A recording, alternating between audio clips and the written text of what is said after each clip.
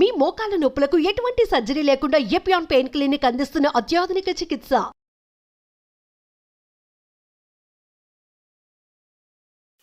నా ప్రసంగాలు వింటూ చాలా కామెంట్స్ రాస్తూ ఉంటారు.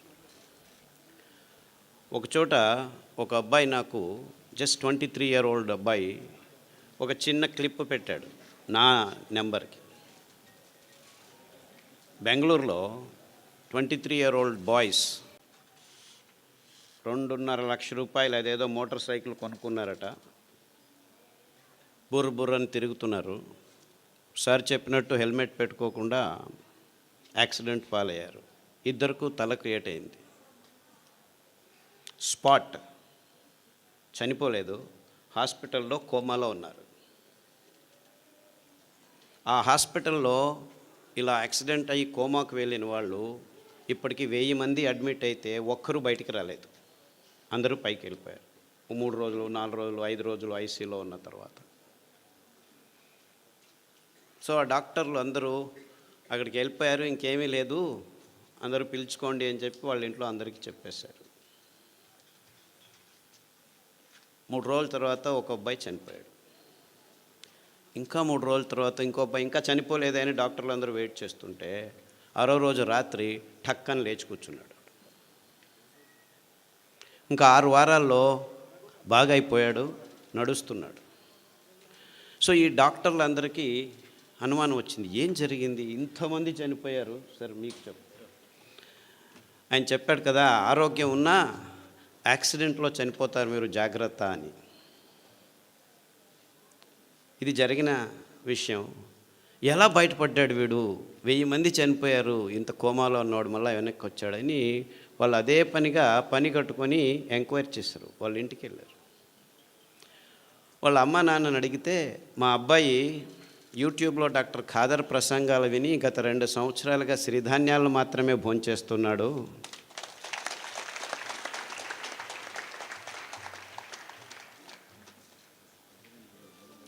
సో ఈ విషయం ఫేస్బుక్లో అబ్బాయి రాసుకున్నాడు. అంటే నేను ఆయన చెప్పిన దానికి తద్విరుద్ధంగా చెప్తున్నానని కాదు, అందరూ హెల్మెట్లు వేసుకొని ప్రయాణం చేయండి, కానీ యాక్సిడెంట్ అయినా కోమా అయినా మీరు సిరిధాన్యాలు తింటూ ఉంటే బతికి బయటపడేదానికి దారి ఉంటుంది అని మీకు ఈ ఘటనతో చెప్తున్నా.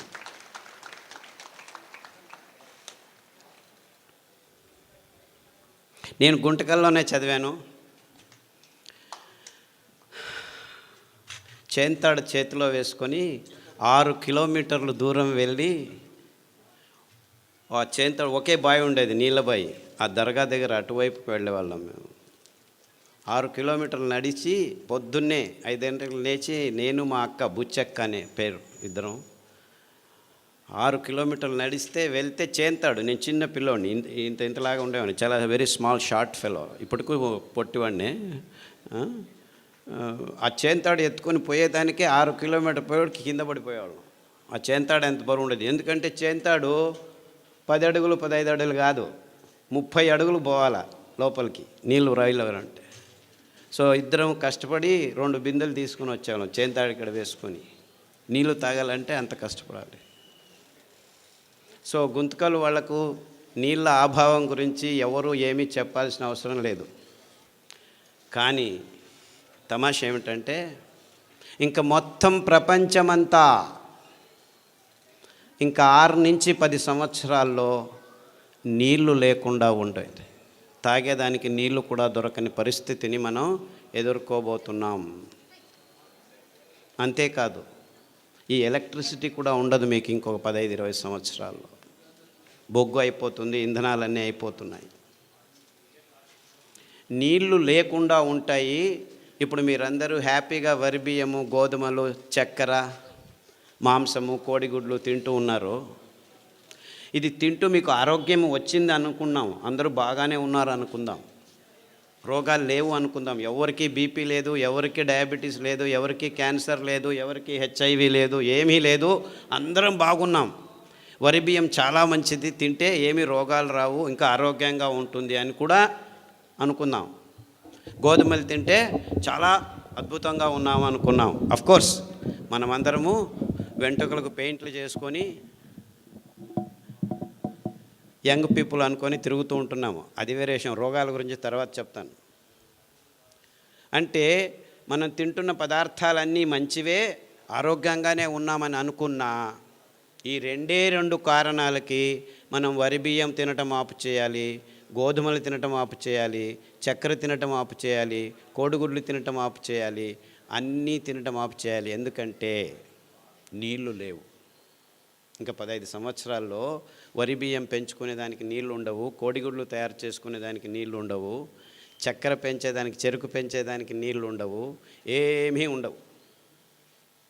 4 వానలు వస్తే చివరకు పెరిగేది ఈ సిరిధాన్యాలే. అంటే వీళ్ళందరూ చెప్తున్నారు రుచిగా చేయండి, ఇది చేయండి, అది చేయండి. అవంతా ఏమీ అవసరం లేదు. ఇంకో 10 సంవత్సరాలు మీరు అందరూ కళ్ళు మూసుకొని నీళ్లు లేని పరిస్థితిని ఆలోచించుకోండి. కోర్స్ నా దురదృష్టం, గుంతకల్లో వచ్చి నీళ్లు లేని పరిస్థితిని ఆలోచించండి అని చెప్తే వీడు పిచ్చోడు మాకు చెప్తున్నాడు అనుకుంటారు. నేను అనుభవించాను. కానీ ప్రపంచమంతా ఇదే స్థితికి రాబోతుంది ఇంకో 10-15 సంవత్సరాల్లో. ఈ డ్యాములు కట్టినారు, ఏమీ లాభం లేదు. డ్యాముల్లో నీళ్లు ఉంటాయి కదా మీరు ఎత్తిపోసేది. ఆ నీళ్లు లేని పరిస్థితుల్లో మొత్తం ప్రపంచమంతా హాహాకారాలతో, ఆకలి మంటలతో భయానక స్థితిని ఒక్కసారి కళ్ళు మూసుకొని ఊహించండి. ఆ స్థితి నుంచి దూరం కావాలంటే మనం 20 సంవత్సరాల ముందే ఎంత మంచివైనా, గోధుమలు మంచివే అని చెప్తున్నాను, చక్కెర మంచిదే అని చెప్తున్నాను, ఏమి రోగాలు రావట్లేదని చెప్తున్నాను, ఇదంతా ఇమాజినరీ కండిషన్. కోర్స్ ఇప్పుడు ఉన్నది అన్ని రోగాలే అనేది ఇంకొక 5 నిమిషాల్లో మాట్లాడతాను. కానీ సిరిధాన్యాల మహత్వము జస్ట్ మీ ఆరోగ్యానికి కోసం కాదు, మీ పిల్లల ఆరోగ్యం కోసం కాదు, ప్రకృతి కోసం కాదు. ప్రకృతిని మీరు రక్షించాల్సిన అవసరం లేదు. ఇవన్నీ కారణాలు కాదు, కానీ ఇవన్నీ ముఖ్యమైన నిజమైన ప్రాక్టికల్ కారణాల కోసం సిరిధాన్యాలను తినమండి అని చెప్తూ వస్తున్నాను ఇంతవరకు. కానీ ఇప్పటి నుంచి నేను ఇవన్నీ కారణాలే కాదు, ఇంకా 10-15 సంవత్సరాల్లో మొత్తం మానవ కులమంతా ఆకలితో హాహాకారాలు బొబ్బేలు పోతుంటే మిమ్మల్ని ఆ భయంకరమైన క్రైసిస్ నుంచి బయటకు పడాలంటే బయటపడేదానికి పనికి వచ్చేది సిరిధాన్యాలు మాత్రమే. ఆ ఒక్క కారణానికే, అంటే మానవ కులం ముందు రానున్న ఈ భయంకరమైన క్రైసిస్ నుంచి బయటపడాలంటే మొత్తం ప్రపంచమంతా పిల్లలు, పెద్దలు అందరూ ఏ దారి లేదు, ఏ గతి లేదు, ఉండేది ఒకే దారి, అది సిరిధాన్యాలు తినే ఒకే ఒక్క దారి. ఈ క్రైసిస్ని మానవ జాతి ఎదుర్కోవాలంటే ఈ దారి తప్ప ఇంకా ఏ దారి లేదు అని గట్టిగా నమ్మిన వాణ్ణి నేను. అందుకే 40 సంవత్సరాల క్రితమే ఈ విషయాల్ని పూర్తిగా విశ్లేషణ చేసి, అరే ఈ రోగాలకు పక్కన ఉంచండి, మీ తలల మీద తెల్ల వెంట్రుకల గురించి పక్కన ఉంచండి, నాకు క్యాన్సర్ వచ్చింది అని బాధపడే వాళ్ళ గురించి నేను బాధపడటం లేదు. మొత్తం మానవ కులమే కాదు, ప్రపంచంలో ఉన్న జీవరాశి అంతా ఈ భయంకరమైన సన్నివేశాన్ని ఎదుర్కోబోతుంది ఇంకో 20-30 సంవత్సరాల్లో. నేను చెప్పేది అతిరేకంగా లేదు, మీరందరూ దీనిల గురించి ఆలోచించట్లేదు, ఎవరూ ఆలోచించట్లేదు. అంటే ఎంత భయంకరమైన ఇక్కట్టును మనం ఎదుర్కోబోతున్నామని మన కళ్ళ ముందు మనం ఎవరు కూర్చొని ఆలోచించేదానికి రెడీ లేదు. ఎందుకంటే నా తలల మీద వెంట్రుకలు వెళ్ళిపోతున్నాయి, నా అబ్బాయికి 3 సంవత్సరాలు డయాబెటీస్ వచ్చింది, మా అమ్మాయి 180 కేజీలు ఉంది, నడవలేకపోతుంది,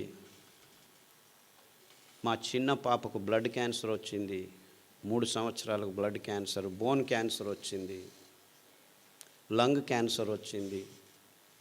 ఇలా మనము 100కి 70 మంది బీపీ ట్యాబ్లెట్ తీసుకుంటున్నాము, 100కి 38 మందికి డయాబెటీస్ వచ్చింది, 100కి 36 మంది థైరాయిడ్ ట్యాబ్లెట్ తీసుకుంటున్నాము, 100కి 16 మందికి నిద్ర రావట్లేదని ట్యాబ్లెట్ తీసుకుంటున్నారు, 100కి 16 మంది నిద్ర ఎక్కువ వస్తుందని ట్యాబ్లెట్ తీసుకుంటున్నారు. ఇలా ఎన్నెన్నో కారణాలు ఉన్నాయి, ఎన్నెన్నో రోగాలు ఉన్నాయి. హెచ్ఐవి వచ్చింది, ఎస్ఎల్ఈ వచ్చింది, ఐఎస్ఆర్ వచ్చింది, ఐబిఎస్ వచ్చింది, ఇలా అక్రానిమ్స్ పెట్టుకొని 185 రోగాలను లిస్ట్ చేసుకుంటున్నాము. ఈ రోగాల పేర్లు వినాలంటేనే భయం అవుతుంది. రోగాలు వస్తే ఇంకెంత భయమో. అది ఇంతకుముందు డయాబెటీస్ 100కి 5 మందికి 10 మందికి వచ్చేది, 50 సంవత్సరాల పైన వచ్చేది. ఇప్పుడు 5 సంవత్సరాల లోపు పిల్లలకే 100కి 5 మందికి వచ్చేసింది. మీరు ఎంత దీన స్థితిలో అనారోగ్యంలో ఉన్నా 6 వారాల్లో మీ దేహం పుంజుకుంటుంది. ఇంకా ఒక ట్రిక్ ఉంది. ఈ ధాన్యాలు వేల సంవత్సరాలు ప్రతి దేశంలోనూ తిన్నారు ప్రజలు. మీరు అనుకున్నట్టు మన దేశంటి కాదు ఇవి, మన దేశంలోనూ ఉన్నాయి, వేరే దేశాల్లోనూ ఈ భోజనాలే చేస్తుండింది ప్రజలు. ఇటాలియన్ మిల్లెట్ అంటారు ఏదాన్ని, కొర్రల్ని. అండు కొర్రల్ని అమెరికన్ మిల్లెట్ అంటారు. ఆఫ్రికన్ మిల్లెట్ అంటారు లిటిల్ మిల్లెట్ని, అంటే సామెల్ని. ఊదుల్ని జర్మనీస్ మిల్లెట్టు, జాపనీస్ మిల్లెట్టు, రష్యన్ మిల్లెట్టు అంటారు. ఇన్ఫ్యాక్ట్ ఊదుల్లో చాలా రకాలు ఉన్నాయి, అన్నీ ఊదులే. రష్యన్ మిల్లెట్ వేరే, జర్మన్ మిల్లెట్ వేరే, జాపనీస్ మిల్లెట్ వేరే, అన్నీ ఊదులే. బోర్నియాడ్ మిల్లెట్ అంటారు. అరికలు కోడో మిల్లెట్ అంటారు.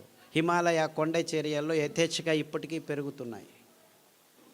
అంటే అక్కడి నుంచి ఇక్కడికి వచ్చాయి కాదు, అక్కడ ఉన్నాయి, ఇక్కడ ఉన్నాయి, వేల సంవత్సరాల క్రితమే ఉన్నాయి. ఎందుకంటే దీనికి ఆర్కియలాజికల్ ఎవిడెన్సెస్ మొన్ననే దొరికాయి. ఈ C4 ఫుడ్స్ అంటారు దీన్ని. ఈ కొన్ని వేల కడాబా అనే ఒక ఆఫ్రికా దేశంలోనూ అక్కడి నుంచి ఆర్కియలాజికల్ వేల 15,000 సంవత్సరాల క్రితం వాళ్ళ ఆ పండ్ల చిగుళ్ళను గమనిస్తే C4 ఫుడ్స్, అరికలు, కొర్రలు, అండు కొర్రలు కనిపించాయి. అర్థమవుతుందా నేను చెప్పేది? అంటే ఈ తజ్ఞులు ఆ దేశం నుంచి మన దేశానికి వచ్చింది, ఈ దేశం నుంచి ఆ దేశానికి లేదు. మనకు ముందు సంపర్కం ఉండేది కాదు. ఖండాంతరాల్లో అంతెందుకు గుంతకలు వాళ్లకు వింధ్య పర్వతాల వెనపకాయ ఉండేది తెలియదు ముందు. అంటే ఎక్కడి వాళ్ళు అక్కడ ఉండేవాళ్ళు. ఆయా జాగాల్లో ఆయా నీళ్లకు ఆయా గాలికి ఏదేది పెరుగుతుందో దాన్నే తింటూ ఉండేవాళ్ళం. అదే నిజమైన ఆహారం. అలాంటి అద్భుతమైన ఆహార పద్ధతిని అంతా నాశనం చేసుకొని ప్రపంచమంతా బియ్యం గోధుమలు తింటున్నారు. అదే అవైజ్ఞానికమని ఎవరికీ అర్థం కావట్లేదు. ఎందుకు వచ్చింది? ఈ కంపెనీల హితాశక్తి కోసం అందరూ కాఫీలు, టీలు, బియ్యము, గోధుమలు, పాలు, చక్కెర తింటున్నామని ఎవరికి అర్థం కావట్లేదు. నేను పాలు తాగొద్దా, పాలు తాగొద్దా, బియ్యం తినొద్దా, గోధుమలు తినొద్దా, ఇంకేం తినాలి, మన్ను తినాలా? అందరూ ఈ ప్రశ్న అడుగుతారు నన్ను. అరే 150 సంవత్సరాల క్రితం వెళ్తే ఎవరికి తెలియకుండా ఇవన్నిటిని పెంచుకొని అందరూ తినేవాళ్ళు, వాళ్ళకు రోగాలు ఉండేవి.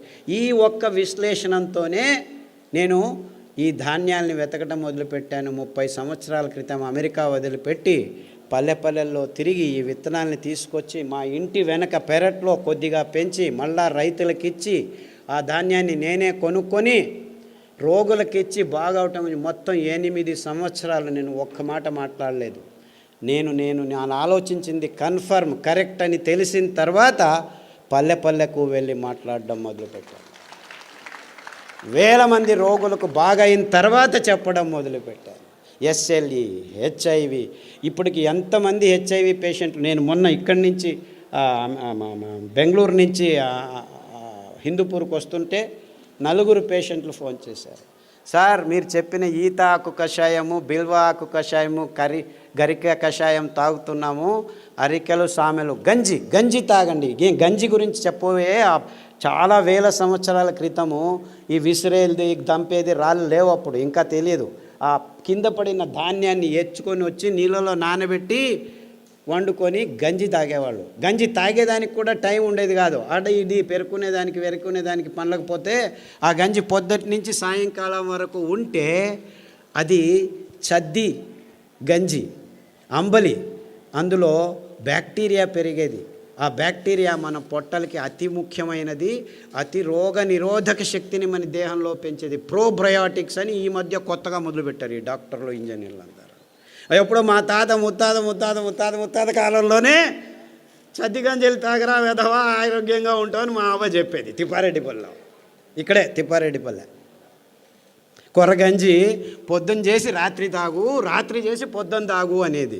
అదెందుకు? పొద్దున్న చేసి పొద్దునే తినచ్చు కదా, నీకు తెలియదులే, రాత్రి తాగు అనేది. దాంతో కావాలంటే ఈ ఎర్రగడ్డ కొరుక్కో అని చిన్నది సాంబార్ ఉల్లిపాయ ఉండేది, దాన్ని ఇచ్చేది అనమాట. అమేజింగ్లీ ఆ ఉల్లిపాయ తింటే మీలో ఉన్న అన్ని అలర్జీస్ మాయమైపోతాయి. గోరుకునేది సిట్రజిన్ వేసుకునేది, ఎప్పుడు చూడు ఎరుకుంటూ ఉంటే సిట్రజిన్ వారానికి ఒకటి పోయి 2 రోజులకు ఒకసారి అయిపోయి రోజుకు 2 సార్లు వేసుకున్నా కానీ ఆపితే చాలు గీరుకుంటూ ఉంటారు. ఆ అలర్జీస్ అన్నీ వారం రోజుల్లో మాయమైపోతాయి. మీరు అరికల గంజి, ఈ ఉల్లిపాయ రసం, 4 ఉల్లిపాయలు ఉడికించి ఆ రసం తాగితే చాలు 6 వారాల్లో మీకు ఈ అలర్జీస్, పొద్దున్న లేస్తే తుమ్మేది, చెవులో నొప్పి వచ్చేది, పాలు తాగేసి ఆపేసి ఈ కషాయాలు తాగండి. అంతెందుకు ఉచ్చలు, రాత్రి లేచిందే, పోసిందే, లేచింది పోసేది, ఇంత పోసేది వచ్చేది, ఇంత పోసేది రాదు బయటికి. ఇవన్నీ 6 వారాల్లో మాయమైపోతాయి. 6 వారాలు, ఎక్కువ అవసరం లేదు, 6 వీక్స్. అని డాక్టర్ల దగ్గర పోతే ప్రోస్టేట్ ఊతో వచ్చింది నాయన తీసేస్తాం రా అంటాడు. తీసేసిన తర్వాత మళ్ళీ అదే ప్రాబ్లం, ఇంకొకటి ఏదో కారణం, ఇంకేం కారణము, నరాలు దౌర్బల్యం ఉన్నాయి అక్కడ. మీరు ప్రోస్టేట్ తీసినా ఏమి తీసినా అదే రోగమే. సో తీయకముందే ఇట చేయండి, హ్యాపీగా ఆ ప్రోస్టేట్ సరిగ్గా అయి కూర్చుంటుంది, ఇంతలా ఉండేది సన్నగా అయి కూర్చుంటుంది. 6 వీక్స్. ఇలా చాలా రోగాలకి ప్రతిదినం సతమవుతున్నారు. నేను చెప్పేది క్యాన్సర్, హెచ్ఐవి గురించి ఆలోచించద్దండి. చాలామందికి ఇంకా ఆ రోగాలు రాలేదు, 120 మందికే వచ్చింది, ఇంకో 300 రోజుల్లో చాలామందికి వస్తాయి. కానీ వేరే వాళ్ళకు మైగ్రేన్ అండి, తలనొప్పి, ఇటువైపు వస్తుంది, వాంతికి వస్తుంది, మళ్ళా వస్తుంది. ముట్టయినప్పుడు ఆడపిల్లలందరూ కింద బడి ఎంత నొప్పులో, నో ప్రాబ్లం, ఒక ట్యాబ్లెట్ వేసుకో, ఎన్ని రోజులు వేసుకుంటూ ఉండు, కిడ్నీ లేచిపోయేంత వరకు వేసుకోవాలి. కిడ్నీలు లేచిపోతున్నాయి ఆడవాళ్ళకి, ముట్టు ప్రాబ్లమ్స్ కోసం పెయిన్ కిల్లర్స్ తీసుకొని, నో ప్రాబ్లం, డయాలిసిస్ యూనిట్ ఉంది, రండి. And this is science for you. ఈ డాక్టర్ల దగ్గర చుట్టూ తిరుగుతుంటే మీకు ఏం దొరుకుతాయి? ట్యాబ్లెట్లు, ఆపరేషన్లు, అంతకంటే ఎక్కువ ఏం దొరకదు. ఆరోగ్యం దొరకదు, ఆరోగ్యం ఆసుపత్రుల్లో లేదు.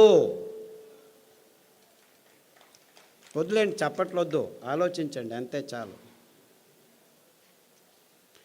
ఇంకా ఎలక్షన్లు రాబోతున్నాయి, రాజకీయ నాయకులు వస్తారు, చప్పట్లు దాచిపెట్టుకోండి.